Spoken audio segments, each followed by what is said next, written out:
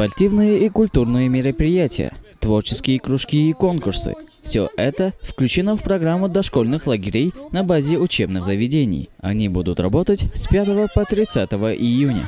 И на сегодняшний день мы очень постарались, чтобы программа была насыщенная, полезной, чтобы она действительно плодотворно была проведена вот эти 20 рабочих дней. Смотрено двухразовое питание, это завтрак и обед. Помимо этого, перспективное меню было совместно с ЦГСН согласовано и утверждено.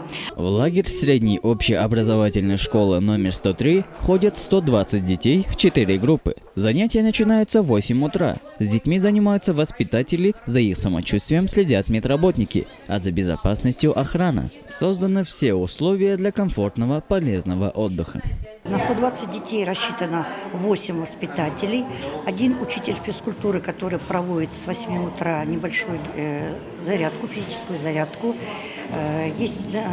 У начальника лагеря есть свой план работы, который разработала на весь этот месяц.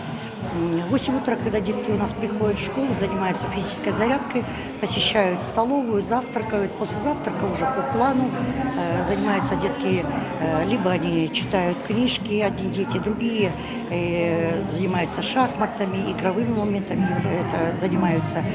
Родители довольны работой лагерей и пользой, которую они приносят. По словам Гульбары Мамасалиевой, здесь в ребенке воспитывают дисциплину. По утрам его сын просыпается сам, чтобы пойти в лагерь.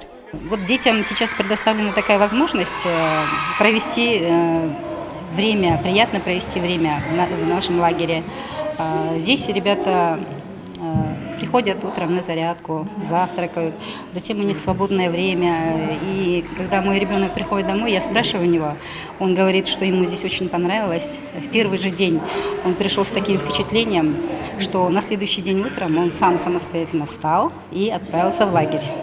Дошкольные лагеря организованы в 34 школах столицы. Их график работы с 8 утра до 14:00. В целом, они рассчитаны на 4285 детей. Шагов назад. Саимах Мусаев, Асхар Маратов, ЛТР, Бишкек.